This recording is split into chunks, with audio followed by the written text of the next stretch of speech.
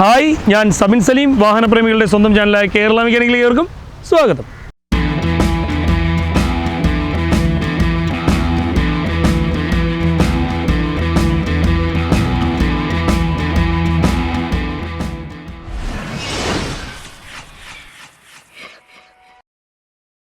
നമ്മളെ കൂട്ടത്തിൽ ലക്ഷറി വണ്ടി യൂസ് ചെയ്യാൻ ആഗ്രഹമുള്ള പലരും ഉണ്ടായിരിക്കും അല്ലേ? അതും ഒരു മിഡിൽ ക്ലാസ് ഫാമിലിയിലുള്ള ഒരാൾക്ക്, അല്ലെങ്കിൽ സാമ്പത്തികമായിട്ട് ഒരു വലിയ കുഴപ്പമില്ലാത്ത രീതിയിൽ നിൽക്കുന്ന ഒരാൾക്ക് ഉപയോഗിക്കാൻ പറ്റുന്ന, എന്നാൽ സെക്കൻഡ് ഹാൻഡ് റേറ്റിൽ വരുമ്പോഴത്തേക്ക് ഒരല്പം വില കുറഞ്ഞ ഒരു ലക്ഷറി വാഹനം വേണമെങ്കിൽ, അതിലും വണ്ടിയുടെ റിലയബിലിറ്റി, മൈലേജ്, അത് കണക്ക് വണ്ടിയുടെ അത്യാവശ്യമുള്ള പണിഭാഗം വരുമ്പോഴത്തേക്ക് ഭയങ്കര കോസ്റ്റ് വരാതെ, എന്നാലും മറ്റ് ചില വാഹനങ്ങൾ വെച്ച് നോക്കുമ്പോൾ, ഇപ്പം ഒരു സാധാ സെഡാനൊക്കെ വെച്ച് നോക്കുമ്പം ഒരല്പം റേറ്റ് മാത്രം കൂടുതൽ വരുന്നൊരു വാഹനം വേണമെന്നുണ്ടെങ്കിൽ തീർച്ചയായിട്ടും ഹുണ്ടായുടെ എലൻട്ര യൂസ് ചെയ്യാം. പിന്നെ എലൻട്ര എടുക്കുമ്പോൾ നിങ്ങൾ പെട്രോൾ എടുത്തിട്ട് കാര്യമില്ല, ഡീസൽ എടുത്തിട്ടേ കാര്യമുള്ളൂ. ഞാൻ ഈ പറഞ്ഞ കാര്യങ്ങളൊക്കെ ആപ്റ്റ് ആവണം എന്നുണ്ടെങ്കിൽ, നിങ്ങൾക്ക് ഒരു അത്യാവശ്യം മൈലേജ് ലഭിക്കണമെന്നുണ്ടെങ്കിലൊക്കെ ഒരു ഡീസൽ വാഹനം എടുക്കുക. അപ്പോൾ നമ്മൾ ഇന്ന് റിവ്യൂ ചെയ്യാൻ പോകുന്നത് ഒരു എലൻട്ര ഡീസലാണ്. അത്യാവശ്യം ലക്ഷറി ഫീച്ചേഴ്സൊക്കെയുള്ള ഒരു എലൻട്ര. ഇതിന് നല്ലതും ചീത്തയുമായിട്ടുള്ള ധാരാളം വശങ്ങളുണ്ട്. നമുക്ക് ആദ്യമേ എലൻട്രയുടെ എൻജിൻ ഒന്ന് പരിശോധിക്കാം. എൻജിൻ ഏത് രീതിയിലാണ്, ഏത് എൻജിനാണ് എന്നുള്ളത്.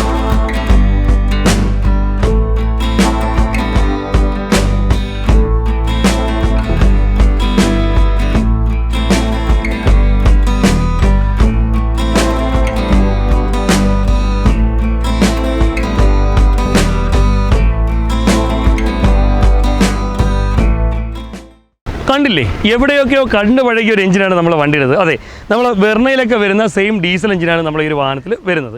ഈ ഒരു വാഹനത്തിൻ്റെ എഞ്ചിൻ്റെ കുറച്ച് കാര്യങ്ങൾ പറയുകയാണെങ്കിൽ, ഒരു 1600 ക്യൂബിക് കപ്പാസിറ്റി വരുന്ന ഒരു 4 സിലിണ്ടർ ഇൻലൈൻ ലിക്വിഡ് കൂൾഡ് എഞ്ചിനാണ് നമ്മൾ ഈ ഒരു വാഹനത്തിൽ വരുന്നത്. നമ്മളൊരു വാഹനത്തിൻ്റെ ഒരു പവറിൻ്റെ ഒരു ബേസ് നോക്കുകയാണെങ്കിൽ 4000 RPM 126 bhp 1900 RPM, അതായത് ടോർക്കിൻ്റെ ഒരു കാര്യം വരുമ്പോഴത്തേക്ക് 1900 RPM 259 Nm ടോർക്കുമാണ് ഈ ഒരു വാഹനത്തിൽ ലഭിക്കുന്നത്. അത്യാവശ്യം നല്ല രീതിയിലുള്ള പവറും കാര്യങ്ങളൊക്കെ ഈ ഒരു എഞ്ചിനിൽ നിന്ന് നമുക്ക് ലഭിക്കും. ഈ ഒരു എഞ്ചിൻ്റെ കാര്യം പറയുമ്പോഴത്തേക്ക് വെർണയിലും i20 വരുന്ന അതേ കണക്കത്തെ എഞ്ചിനാണ് ഈ ഒരു വാഹനത്തിൽ വരുന്നത്. പക്ഷേ ഇത് 1600 ക്യൂബിക് കപ്പാസിറ്റി വരുന്നത്, കൃത്യമായിട്ട് പറയുകയാണെങ്കിൽ 1580 ക്യൂബിക് കപ്പാസിറ്റി അല്ലെങ്കിൽ 1589 ക്യൂബിക് കപ്പാസിറ്റി വരുന്ന ഒരു എഞ്ചിനാണ് നമ്മൾ ഈ ഒരു വാഹനത്തിൽ വരുന്നത്. CRDI എഞ്ചിനാണ്, കോമൺ റെയിൽ ഡയറക്റ്റ് ഇഞ്ചക്ഷൻ വരുന്ന ഒരു എഞ്ചിനാണ്. ഇതെന്ന് വെച്ചാൽ ഒരു ഡ്യുവൽ ഹെഡ് ക്യാം ഷാഫ്റ്റ് മെക്കാനിസമാണ്, അതും ഓവർ ഹെഡ് ക്യാം ഷാഫ്റ്റ് മെക്കാനിസമാണ് ഈ ഒരു വാഹനത്തിൽ വരുന്നത്. ടൈമിംഗ് ചെയിനാണ് ഈ ഒരു വാഹനത്തിൽ വരുന്നത്. നമ്മൾ നേരത്തെ ഒരു വെർണ ഫ്ലൂഡിക്കിൻ്റെ വീഡിയോ ഇട്ടിരുന്നു ടൈമിംഗ് ചെയിൻ മാറുന്നതായിട്ട്. അപ്പം ആ സെയിം സിസ്റ്റവും കാര്യങ്ങളൊക്കെ തന്നെയാണ് ഇതിൻ്റെ ടൈമിംഗ് ചെയിൻ മാറുന്നതിന്. 1 ലക്ഷം അല്ലെങ്കിൽ 1,30,000 കിലോമീറ്ററിനിടയിൽ നമുക്ക് ഈ ഒരു വാഹനത്തിൻ്റെ ടൈമിംഗ് ചെയിൻ നിർബന്ധമായിട്ട് മാറണം. പിന്നെ ഒരു എഞ്ചിൻ്റെ ഏറ്റവും പ്രധാനപ്പെട്ട ഒരു ഗുണമെന്ന് പറഞ്ഞാൽ, ഇപ്പം ഈ ഒരു വാഹനത്തിനെ സംബന്ധിച്ച് വില കൂടി അത്യാവശ്യം ഒരു വാഹനമാണ്. നേരത്തെ നമ്മൾ സംസാരിച്ചിരുന്നു, ഒരു ലക്ഷറി വാഹനമാണ്. പക്ഷേ ഞാനിത് സാധാരണക്കാർ അല്ലെങ്കിൽ ഒരു മിഡിൽ ക്ലാസ്സിലുള്ള ആൾക്കാർക്ക് പറ്റും എന്ന് പറയാൻ കാരണം എന്ന് വെച്ചാൽ, ഇത് എഞ്ചിൻ റിലേറ്റഡ് ആയിട്ടോ ഗിയർ റിലേറ്റഡ് ആയിട്ടോ അല്ലെങ്കിൽ ടർബോ റിലേറ്റഡ് ആയിട്ടോ അത്തരത്തിൽ എന്തെങ്കിലും പ്രശ്നങ്ങൾ വരികയാണെങ്കിൽ തീർച്ചയായിട്ടും നമ്മളെ കയ്യിൽ ഒതുങ്ങുന്ന രീതിയിലായിരിക്കും. കാര്യം ഒരു വെർണ കൊണ്ടു കിടക്കുന്ന രീതിയിലുള്ള ചിലവ് മാത്രമേ എഞ്ചിൻ സംബന്ധമായിട്ടുള്ള ഭാഗങ്ങളിലേക്ക് വരുള്ളൂ. ഒരുപക്ഷെ നമ്മൾ ഈ ഒരു വണ്ടിയുടെ എഞ്ചിൻ്റെ കാര്യം പറഞ്ഞാൽ, അതായത് ഇപ്പോൾ എലൻട്രയുടെ എഞ്ചിൻ്റെ പാർട്സ് എന്ന് പറഞ്ഞ് വാങ്ങുമ്പോൾ വില കൂടുതലാണെങ്കിൽ അത് നമുക്ക് വെർണ ഫ്ലൂഡിക്കുന്നോ മറ്റോ പറഞ്ഞിട്ട് നമുക്ക് വാങ്ങിക്കാം. അപ്പോഴത്തേക്ക് ഏകദേശം ആ വെർണയുടെക്ക് അനുസരിച്ചുള്ള സാമ്പത്തികം മാത്രമേ ആവുകയുള്ളൂ. ഈ ഒരു വാഹനത്തിന് പ്രധാനപ്പെട്ട ഒരു ഗുണമെന്ന് പറഞ്ഞാൽ, അത്യാവശ്യം മാന്യമായ റിലയബിലിറ്റി ഉണ്ട്. അത് നമ്മൾ ഓയിൽ ചേഞ്ചിനെ ബേസ് ചെയ്തിരിക്കും. സാധാരണ വാഹനങ്ങളെ കണക്കല്ല, നമ്മൾ ഈ ഒരു എഞ്ചിനൊക്കെ എത്രത്തോളം ഇപ്പം നമ്മളെ വണ്ടിയിൽ ഉപയോഗിക്കുന്ന എഞ്ചിൻ ഓയിലിൻ്റെ ആ ഒരു ക്വാളിറ്റിക്ക് അനുസരിച്ചിരിക്കും നമ്മളൊരു വാഹനത്തിൻ്റെ ഒരു എഞ്ചിൻ്റെ ലൈഫൊക്കെ. കാരണം എന്ന് വെച്ചാൽ, ഇതിപ്പോൾ ഇങ്ങനെ ഒരു കാര്യം പറയാനുള്ള കാര്യം വെച്ചാൽ, ഇതിൽ വരുന്ന ഇപ്പം ഹെഡിലോട്ട് വരുന്ന സപ്ലൈ വരുന്ന ഹോളുകളൊക്കെ, ഓയിലിന് സപ്ലൈ വരുന്ന ഹോളുകളൊക്കെ വളരെ ചെറിയ ഹോളുകളായിരിക്കും. അത് കണക്ക് ഇതിൻ്റെ ഓട്ടോമാറ്റിക് ടാപ്പറ്റിൻ്റെ ഫിംഗറും കാര്യങ്ങളൊക്കെ നല്ല രീതിയിൽ, അതായത് ഹൈഡ്രോളിക്കിൽ വർക്കാവുന്ന ആ ഒരു ടാപ്പറ്റ് സെറ്റും കാര്യങ്ങളൊക്കെ വർക്കാക്കിക്കുന്ന ആ ഒരു ഫിംഗറും സെറ്റപ്പും കാര്യങ്ങളൊക്കെ ആ ഒരു ഓയിലിൻ്റെ ഫ്ലോയെ ബേസ് ചെയ്തായിരിക്കും വർക്കാവുന്നത്. കൃത്യമായിട്ട് ഇതിൻ്റെ എഞ്ചിൻ ഓയിലും കാര്യങ്ങളൊക്കെ സർവീസ് ചെയ്യാതെ കൊണ്ടു കിടക്കുകയാണെങ്കിൽ ഈ ഹെഡിനുള്ളിലുള്ള ഈ ഹോളുകളൊക്കെ അടയുകയും തുടർന്ന് ഈ ഹെഡിലേക്കുള്ള ഒരു ഓയിൽ സപ്ലൈ കുറയുകയും പതുക്കെ നമ്മളെ വണ്ടിയിൽ ചരലൊക്കെ വാരിയിട്ട് നമുക്കൊരു സൗണ്ടോട് കൂടി ഈ ഒരു എഞ്ചിൻ കംപ്ലൈൻറ്റ് ആവുകയും ചെയ്യും. അതല്ലാന്നുണ്ടെങ്കിൽ നമ്മളെ ഈ ഒരു ഓയിൽ ഫിൽറ്റർ ഉണ്ടല്ലോ, ഓയിൽ ഫിൽറ്ററിൻ്റെ മൗത്തിൻ്റെ ഭാഗം വരുന്നത്, അല്ലെങ്കിൽ ഒരു ഹോൾ കണക്ക് വരുന്നൊരു സൈഡുണ്ട്, ആ ഭാഗമൊക്കെ ഏതെങ്കിലും സ്ലെഡ്ജ് പോലെയൊക്കെ അടിഞ്ഞിട്ട് ഇതിൽ കൃത്യമായിട്ട് ഓയിൽ പോവാതെ പ്രശ്നങ്ങൾ വരാനുള്ള സാധ്യത വളരെയധികം കൂടുതലായിരിക്കും. ഞാൻ ആ നാനോ ലൂബിൻ്റെ വീഡിയോ ചെയ്ത സമയത്ത് നമ്മൾ ആ ഹുണ്ടായുടെ ഡീസൽ വാഹനങ്ങളിൽ നാനോ ലൂബ് യൂസ് ചെയ്യുന്നത് അല്പം റിസ്ക് ആണ് എന്ന് പറഞ്ഞിരുന്നു. കാരണം ഇതുകൊണ്ട് മാത്രമാണ്. കാര്യം വെച്ചാൽ ഈ പറഞ്ഞ പോലെയുള്ള വിഷയങ്ങൾ വരാനുള്ള സാധ്യത ഹുണ്ടായുടെ ഡീസൽ വാഹനങ്ങൾക്ക് കൂടുതലായിരിക്കും. വരുമെന്ന് പൂർണ്ണമായിട്ട് പറയുന്നില്ല, പക്ഷേ സാധ്യത വളരെയധികം കൂടുതലായിരിക്കും. ഓയിലിൻ്റെ ഉപയോഗം എത്രത്തോളം സ്വാധീനിക്കുന്നുണ്ട് ഈ ഒരു വാഹനത്തിൻ്റെ എന്ന് അറിയണമെന്നുണ്ടെങ്കിൽ കൃത്യമായിട്ട് ഇതിൻ്റെ എഞ്ചിൻ പണിഞ്ഞിട്ടുള്ള ഏതെങ്കിലും ടീമുകളോട് ചോദിച്ചാൽ മതി. അത് കൂടുതലും വന്നേക്കുന്ന പ്രശ്നം സ്ലെഡ്ജിൻ്റെ പ്രശ്നങ്ങളോ അല്ലെങ്കിൽ ഈ പറഞ്ഞ കണക്കുള്ള ഓയിൽ ഹോളുകളുടെ അടവ് കൊണ്ടോ ആയിരിക്കും കൂടുതലും സംഭവിച്ചിരിക്കുന്നത്. ശരിക്കും പറഞ്ഞാൽ ഇത്തരത്തിൽ ഓയിൽ ഹോളുകൾ ചെറുതാക്കി കൊടുത്തേക്കെന്ന് വെച്ചാൽ നല്ല രീതിയിൽ പ്രഷറോട് കൂടി ഈ ഒരു ഓയിൽ കടന്നു പോകാൻ വേണ്ടിയാണ്. കാര്യം ഹോളുകൾ ചെറുതാവുന്നതിനനുസരിച്ച് നമുക്ക് പ്രഷറും ലഭിക്കും. അതുകൊണ്ടാണ് ഈ ഓയിൽ ഹോളുകൾ ചെറുതാക്കിയേക്കുന്നത്. ഈ ഒരു കാര്യം കൃത്യമായിട്ട് സൂക്ഷിക്കണം എന്നുള്ളത് കൊണ്ടാണ് ഞാൻ ആ നാൻലൂബിൻ്റെ കാര്യം വരെ പറഞ്ഞേക്കുന്നത്. ഇനിയിപ്പോൾ ഇതിൻ്റെ ടർബോയുടെ ഭാഗത്തോട്ട് വരാം. ടർബോ വന്നിട്ട് പെട്ടെന്ന് അങ്ങനെ കംപ്ലയിൻറ്റ് വരുന്നൊരു ടർബോ അല്ല, VGT ടർബോ ആണ് വരുന്നത്. അതായത് വേരിയബിൾ ജോമെട്രിക് ടർബോ ആണ് ഈ ഒരു വാഹനത്തിൽ വരുന്നത്. നമുക്ക് ആവശ്യമുള്ള സമയത്ത് അല്ലെങ്കിൽ നമ്മളൊരു എഞ്ചിൻ്റെ പ്രവർത്തനം എത്തരത്തിലാണോ അതിനനുസരിച്ചായിരിക്കും ഈ ഒരു VGT turbo, variable geometric turbo പ്രവർത്തിക്കുന്നത്. നമ്മൾ ഈ ഒരു ടർബോ ഏതെങ്കിലും കാരണവശാൽ കൃത്യമായിട്ട് വർക്കാവാതിരിക്കുക, അതായത് നല്ല പവറോട് കൂടി കയറി വന്നിട്ടൊരു 2500-3000 RPM വരുമ്പോഴോ അല്ലെങ്കിൽ ഒരു 40 km/h അല്ലെങ്കിൽ ഒരു 50 km/h വരുമ്പോഴത്തേക്ക് പെട്ടെന്ന് പവർ നഷ്ടപ്പെടുക, അത്തരത്തിലുള്ള വിഷയങ്ങളൊക്കെ കാണിക്കാനുള്ള സാധ്യത ഈ ഒരു VGT ടർബോ അത് ഏത് വണ്ടിയിലാണെങ്കിലും സാധ്യത കൂടുതലായിരിക്കും. അതിലെന്ന് വെച്ചാൽ ഒരു വേസ്റ്റ് ഗേറ്റേജ് കൺട്രോളിൻ്റെ ഒരു സോളിനോഡ് സ്വിച്ച് ഉണ്ട് ഈ ഒരു വാഹനത്തിൽ വരുന്നത്. അപ്പം ഈ ഒരു സോളിനോഡ് സ്വിച്ച് ഈ ഒരു ഭാഗത്തായിട്ടാണ് വരുന്നത്. ഇതാണ് ഈ സ്വിച്ച്. ഇത് വന്നിട്ട് ECM റിലേറ്റഡ് ആയിട്ടാണ് ഇത് വർക്കാവുന്നത്. അപ്പോൾ ഈ ഒരു സ്വിച്ച് ഏതെങ്കിലും രീതിയിൽ കംപ്ലയിൻ്റ് ആവുകയാണെങ്കിൽ ഇത്തരത്തിലുള്ള വിഷയങ്ങൾ വരാം. ഈ ഒരു വാഹനത്തിന് കിട്ടുന്ന മൈലേജ് എന്ന് പറഞ്ഞാൽ ഏകദേശം 17 മുതൽ 21 വരെ ആയിരിക്കും. അത് നമ്മൾ ഡ്രൈവ് ചെയ്യുന്ന കണ്ടീഷൻ കണക്കിരിക്കും. തീർച്ചയായിട്ടും നല്ലൊരു ലോങ് ഒക്കെ പോകുമ്പം 20-21 മുകളിൽ മൈലേജ് കിട്ടാനുള്ള സാധ്യത വളരെയധികം കൂടുതലാണ് ഈ ഒരു എഞ്ചിനെ സംബന്ധിച്ച്. ഈ ഒരു എഞ്ചിനെ മൈലേജിനൊക്കെ ഏറ്റവും വലുതായിട്ട് ബാധിക്കുന്ന ഒരു സംഭവം എന്ന് വെച്ചാൽ അതൊക്കെ സർവീസിൻ്റെ ഭാഗമായിട്ട് വരുന്നതാണ്. ഞാൻ എപ്പോഴും പറയുന്നതാണ്, ഒരു 30,000 കിലോമീറ്റർ വണ്ടിയുടെ EGR ഇൻ്റർകൂളറും ക്ലീൻ ചെയ്യുകയാണെങ്കിൽ ഇത്തരം വിഷയങ്ങളൊക്കെ ഒരുപാട് മാറി കിട്ടും. അതുകൊണ്ട് തന്നെ കൃത്യമായിട്ട് ഇതിൻ്റെ എയർ ഫിൽറ്ററും കാര്യങ്ങളും റീപ്ലേസ് ചെയ്യേണ്ട സമയത്ത് തന്നെ റീപ്ലേസ് ചെയ്യുക. അങ്ങനെയൊക്കെ ചെയ്യുമ്പോഴത്തേക്ക് മൈലേജിനെയോ പവറിനെയോ പ്രത്യേകിച്ച് ബാധിക്കാതെ പ്രത്യേകിച്ച് വിഷയങ്ങളൊന്നുമില്ലാതെ നമുക്ക് ഏത് ടൈപ്പ് എഞ്ചിനാണെങ്കിലും ഡീസൽ വാഹനങ്ങൾ നമുക്ക് സുഖകരമായ രീതിയിൽ കൈകാര്യം ചെയ്യാൻ പറ്റും. ഈ ഒരു വാഹനത്തിൻ്റെ കാര്യത്തിലോട്ട് വരുമ്പോഴത്തേക്ക് ഈ VGT ടർബോ വർക്കാവാതിരിക്കുക, അതല്ല എന്നുണ്ടെങ്കിൽ ഇതിൻ്റെ EGRൻ്റെ യൂണിറ്റ് വരുമ്പോൾ ഈ ഒരു ഭാഗത്തായിട്ട് വരുന്നത്. ആ EGRൻ്റെ യൂണിറ്റ് EGRൻ്റെ കൂളിംഗ് സിസ്റ്റം ഉൾപ്പെടെയാണ് വരുന്നത്. അതായത് എക്സോസ്റ്റ് ഗ്യാസ് വരുന്ന ആ എക്സോസ്റ്റ് ഗ്യാസിനെ തണുപ്പിച്ചിട്ടാണ്, ഒരല്പം തണുപ്പിച്ചിട്ടാണ് എഞ്ചിനിലോട്ട് കൊടുക്കുന്നത്. അത് തണുപ്പിക്കുന്ന ആ ഒരു യൂണിറ്റ്, ഒരു പുട്ടൂറ്റി കണക്കൊരു യൂണിറ്റ് ഉണ്ട്. അപ്പം ആ ഒരു യൂണിറ്റിൻ്റെ അകത്ത് ഹോളുകൾ പോലെയാണ് വരുന്നത്, റൗണ്ട് ഹോളുകൾ പോലെ. അപ്പോൾ ഈ ഹോളുകൾ ഏതെങ്കിലും രീതിയിൽ അടവോ കാര്യങ്ങളൊക്കെ വരികയാണെങ്കിൽ ഇത് പവറിനെയൊക്കെ നല്ല രീതിയിൽ ബാധിക്കും.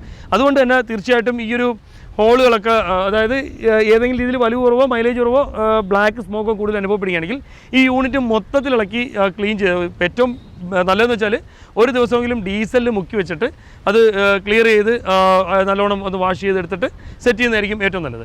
പിന്നെ ഇതിൻ്റെ സാധാരണഗതിയിൽ ഹുണ്ടായുടെ ഡീസൽ വാഹനങ്ങൾക്ക് വരുന്ന ഒരു പ്രശ്നം, അതായത് CRD വാഹനങ്ങൾക്ക് വരുന്ന ഒരു പ്രശ്നം, ഇപ്പം ഈ പറയുന്ന കേൾക്കുമ്പോഴത്തേക്ക് ഈ വണ്ടി മൊത്തം പ്രശ്നമാണ് അല്ലെങ്കിൽ ഈ ഒരു എഞ്ചിൻ മൊത്തം പ്രശ്നമാണെന്നുള്ളതല്ല, സാധാരണ ഈ ടൈപ്പ് എഞ്ചിന് വരാൻ സാധ്യതയുള്ള കുറച്ച് കാര്യങ്ങൾ നിങ്ങളെ ബോധ്യപ്പെടുത്തുക മാത്രമാണ്.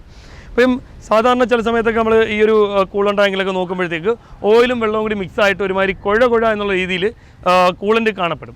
അങ്ങനെ വരുന്ന സാഹചര്യത്തിൽ എൻജിൻ കംപ്ലൈൻ്റ് ആയി എന്ന് പറഞ്ഞ് ടെൻഷൻ അടിക്കാതെ ഇതിൻ്റെ ഓയിൽ കൂളർ, അതായത് ഓയിലിൻ്റെ ടെമ്പറേച്ചറിനെ കൺട്രോൾ ചെയ്യാൻ വേണ്ടി ഇപ്പം വരുന്ന വാഹനങ്ങളിൽ ഉപയോഗിക്കുന്ന ഒരു ടെക്നിക്കാണ് അല്ലെങ്കിൽ ടെക്നോളജിയാണ് ഓയിൽ കൂളർ. അത് ഒരുപാട് വർഷങ്ങളായിട്ട് വാഹനങ്ങൾ ഉപയോഗിക്കുന്നുണ്ട്.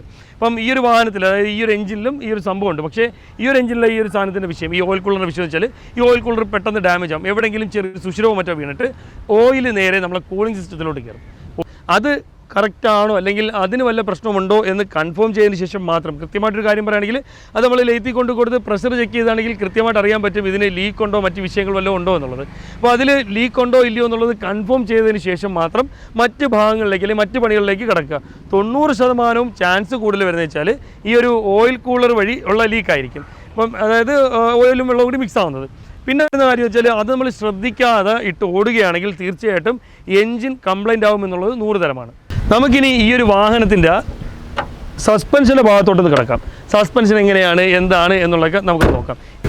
ഈ ഒരു വാഹനത്തിൻ്റെ സസ്പെൻഷൻ്റെ ഭാഗത്തോട്ട് വരുമ്പം, അതായത് ടയറിൻ്റെ ഭാഗം വരുമ്പോഴത്തേക്ക് ആദ്യം വരുന്നത് 205/60 16 സൈസാണ്. അതായത് ഈ ഒരു അലോയ് വീല് വരുന്നത് 16 സൈസാണ്. 16 ഇഞ്ച് അലോയാണ് നമ്മൾ ഈ ഒരു വാഹനത്തിൽ വരുന്നത്. ഇതിൻ്റെ ബ്രേക്കിംഗ് സംവിധാനം വെച്ചാൽ ABS ബ്രേക്കിംഗ് സംവിധാനമാണ് വരുന്നത്. ഇതിൻ്റെ മുൻഭാഗത്തും പിൻഭാഗത്തുമായിട്ട് വരുന്നത് ഡിസ്ക് ബ്രേക്കുകളാണ്. പിറകു ഭാഗത്ത് വരുന്ന ഡിസ്ക് ബ്രേക്ക് വെന്റിലേറ്റർ ടൈപ്പ് അല്ല, സാധാ ടൈപ്പ് ഒരു ഡിസ്ക് ബ്രേക്കാണ് വരുന്നത്. ഇതിൻ്റെ മുൻഭാഗത്തെ സസ്പെൻഷൻ്റെ ഭാഗത്തോട്ട് വരുമ്പോഴത്തേക്ക് ഫ്രണ്ട് ഇൻഡിപെൻഡൻറ്റ് സസ്പെൻഷനാണ് വരുന്നത്. ഒരു സ്റ്റഡ് വിത്ത് കോയിൽ എന്നുള്ള രീതിയിലുള്ള സസ്പെൻഷനാണ് ഈ ഒരു വാഹനത്തിൽ വരുന്നത്. നമ്മളിപ്പം വെർണ ഫ്ലൂഡിക്കിലും i20 കണ്ടുവരുന്ന അതിന് സമാനമായിട്ടുള്ള ടിറ്റോ അതേ കണക്കത്തെ ഒരു സസ്പെൻഷൻ സിസ്റ്റമാണ് ഈ ഒരു വാഹനത്തിൽ വരുന്നത്. ഇതിൻ്റെ ഷോക്കുകളുടെ ഒരു കാര്യം പറയുകയാണെങ്കിൽ സാധാരണ നമ്മളിപ്പം വെർണ ഫ്ലൂഡിക്കൊക്കെ ഓടിച്ചുള്ളവർക്ക് അറിയായിരിക്കും കുറച്ചും കൂടെ സ്മൂത്ത് ആയിരിക്കും ഡ്രൈവിംഗ് ഒക്കെ. അതായത് ഏതെങ്കിലും കട്ടറിലോ മറ്റൊക്കെ പോകുമ്പോഴത്തേക്ക് അത്ര വലിയ രീതിയിൽ ഇതിൻ്റെ ഒരു സസ്പെൻഷൻ നമുക്ക് ഉള്ളിലോട്ട് അനുഭവപ്പെടുന്നില്ല. പക്ഷേ ഈ ഒരു വാഹനത്തിൻ്റെ കാര്യം നോക്കുമ്പം ഒരല്പം സ്റ്റിഫാണ് നമ്മളെ ഈ ഒരു സസ്പെൻഷൻ വന്നിട്ട്. ഇതിൻ്റെ ലോവർ ആം ആണെങ്കിലും അത് കണക്ക് ഇതിൻ്റെ ടയർ റോഡ് ആണെങ്കിലും സ്റ്റിയറിംഗ് ബോൾ ജോയിൻ്റ് ആണെങ്കിലും ഇതിൻ്റെ ബാലൻസ് റോഡ് ആണെങ്കിലും സ്റ്റെബിലൈസർ ലിങ്ക് ആണെങ്കിലും എന്ത് ഭാഗം തന്നെ ആണെങ്കിലും കാഴ്ചയിൽ ഏകദേശം നമ്മൾ വെർണെ കണക്കൊക്കെ വരുമെന്നുണ്ടെങ്കിലും തീർച്ചയായിട്ടും വ്യത്യസ്തമാണ്. അളവുകളിൽ വ്യത്യാസമുണ്ട്. അതുപോലെ തന്നെ വിലയിലും നല്ല രീതിയിൽ വ്യത്യാസമുണ്ട്. പിൻഭാഗത്തെ സസ്പെൻഷൻ വന്നിട്ട് ഡെഡ് ആക്സിൽ ഒരു ഷോക്ക് വിത്തൗട്ട് കോയിൽ എന്നുള്ള രീതിയിലുള്ള സാധാ രീതിയിലുള്ള സസ്പെൻഷൻ സിസ്റ്റമാണ് വരുന്നത്. ശരിക്കും പറഞ്ഞാൽ ഇൻഡിപെൻഡൻറ്റ് സസ്പെൻഷൻ ആയിരുന്നെങ്കിൽ പിറകു ഭാഗത്തെ ഒരു യാത്ര, പിൻഭാഗത്തിരുന്നുള്ള യാത്ര കുറച്ചും കൂടി സുഖകരമായിരുന്നേനെ. നമുക്കിനി വണ്ടിയുടെ ഇൻറ്റീരിയറും കാര്യങ്ങളൊക്കെ ഒന്ന് പരിചയപ്പെടാം. നമുക്കൊരു വാഹനത്തിൻ്റെ ഡോറൊന്ന് തുറന്ന് നോക്കാം. വലിയ ഡോറാണ്, ഹെവി ആയിട്ടൊരു ഡോറാണ് കേട്ടോ. അത് നമുക്ക് തുറക്കുമ്പോൾ തന്നെ മനസ്സിലാവും. അത്രയ്ക്ക് ഒരു ഹെവിനെസ് ഫീൽ ചെയ്യുന്നുണ്ട് തുറക്കുമ്പം. നല്ല രീതിയിലുള്ള വലിയൊരു എൻട്രൻസ് ആണ്, നല്ല രീതിയിൽ പൊക്കം കുറഞ്ഞൊരു വാഹനമാണ് നമ്മുടെ വണ്ടി. അതുകൊണ്ട് തന്നെ ഇതിൻ്റെ ഗ്രൗണ്ട് ക്ലിയറൻസിൻ്റെ ഭാഗം നോക്കുമ്പോഴും വളരെയധികം ഗ്രൗണ്ട് ക്ലിയറൻസ് ആണ് നമ്മളൊരു വാഹനത്തിൽ. ശരിക്കും പറഞ്ഞാൽ നല്ലൊരു സെഡാൻ എന്ന് വേണമെങ്കിൽ ഈ ഒരു വാഹനത്തിന് പറയാം. ഈ ഒരു വാഹനത്തിൻ്റെ ഉള്ളിലോട്ടുള്ള ഒരു കയറ്റം അത് ഇത്തിരി ബുദ്ധിമുട്ട് തന്നെയാണ്. തല തട്ടാതെയൊക്കെ വളരെ സൂക്ഷിച്ച് കയറണം. പിന്നെ ഇലക്ട്രിക്കൽ അഡ്ജസ്റ്റ്മെൻ്റ് ആണ് നമ്മൾ സീറ്റും കാര്യങ്ങളൊക്കെ വരുന്നത്. ഡ്രൈവർ സീറ്റിന് മാത്രമേ അത്തരത്തിൽ വരുന്നുള്ളൂ ഈ ഒരു വാഹനത്തിൽ. ഇപ്പം നമുക്കിത് ഇഷ്ടമുള്ള രീതിയിൽ ഹൈറ്റും ഒക്കെ അഡ്ജസ്റ്റ് ചെയ്ത് കറക്റ്റ് ചെയ്ത് വാഹനം ഓടിക്കാൻ പറ്റും. ഇതിൻ്റെ ഉള്ളിലിരുന്നൊരു ഡ്രൈവിംഗ് ഒക്കെ അത്യാവശ്യം നല്ല കംഫർട്ടാണ്. ഡ്രൈവിങ്ങിൻ്റെ കാര്യമൊക്കെ നമ്മൾ വണ്ടി ഓടിച്ചു നോക്കുമ്പോഴത്തേക്ക് നമുക്ക് സംസാരിക്കാം. തീർച്ചയായിട്ടും ഒരു പ്രായമുള്ള ആൾക്കാരൊക്കെ ആപ്റ്റാണോ എന്ന് നോക്കുകയാണെങ്കിൽ ഒരു ഇത്തിരി ബുദ്ധിമുട്ട് നമുക്ക് ഫീൽ ചെയ്യാൻ സാധ്യതയുണ്ട് ഈ ഒരു വാഹനത്തിനെ സംബന്ധിച്ച് നോക്കുമ്പോഴത്തേക്ക്. ഇപ്പോൾ ഷജിൻ കയറി ഇരുന്നപ്പോഴത്തേക്ക് ഈ ഒരു ഭാഗം മൊത്തം അങ്ങ് നിറഞ്ഞു കേട്ടോ. അപ്പം ഈ ഒരു വാഹനത്തിൻ്റെ അത്യാവശ്യം നല്ല രീതിയിൽ ലെഗ് സ്പേസും മാന്യമായ ഹെഡ് റൂം എന്ന് മാത്രമേ പറയാൻ പറ്റൂ. നല്ല ഹെഡ് റൂം എന്ന് പറയാൻ പറ്റത്തില്ല. മാന്യമായൊരു ഹെഡ് റൂമും ഈ ഒരു വാഹനത്തിൽ നമുക്ക് ലഭിക്കുന്നുണ്ട്. അത്ര മാത്രമേ പറയാൻ പറ്റുള്ളൂ. ഇനി നമുക്ക് കോ ഡ്രൈവറിൻ്റെ കാര്യം നോക്കാം. കോ ഡ്രൈവറിൻ്റെ കാര്യം നോക്കുമ്പോഴത്തേക്ക് ശരിക്കും പറഞ്ഞാൽ ഇതിൻ്റെ ഡോറിൻ്റെ കാര്യം നോക്കുമ്പോൾ നല്ല രീതിയിൽ വലിയ ഡോറാണ് വരുന്നത്. കോ ഡ്രൈവറിൻ്റെ കാര്യം നോക്കുമ്പോഴത്തേക്കും ഇതേ കണക്ക് തന്നെ. പക്ഷേ ലെഗ് റൂം നല്ല രീതിയിൽ ലഭിക്കുന്നുണ്ട്, കുഴപ്പമൊന്നുമില്ല. അതേസമയം ഹെഡ് റൂം ഒരല്പം കുറവാണ്. ശരിക്കും പറഞ്ഞാൽ പാസഞ്ചറിൻ്റെ ഭാഗത്തോട്ട് വരുമ്പോഴത്തേക്കാണ് ഇതിൻ്റെ ഒരു ലക്ഷറി നമുക്ക് ഫീൽ ചെയ്യുന്നത്. പക്ഷേ ലക്ഷറി ഉദ്ദേശിക്കുമ്പോഴത്തേക്ക് വണ്ടിയുടെ ഒരു സ്വിച്ച് കേൾക്കുമ്പോൾ എല്ലാം വർക്കാവുന്നൊരു സംഭവമൊന്നുമല്ല നമ്മൾ ഉദ്ദേശിക്കുന്നത്. നല്ല രീതിയിലുള്ള ലെഗ് റൂമും നല്ല രീതിയിലുള്ള ഹെഡ് റൂമും വിശാലമായൊരു സീറ്റിങ്ങും ഈ ഒരു വാഹനത്തിൽ ലഭിക്കുന്നുണ്ട്.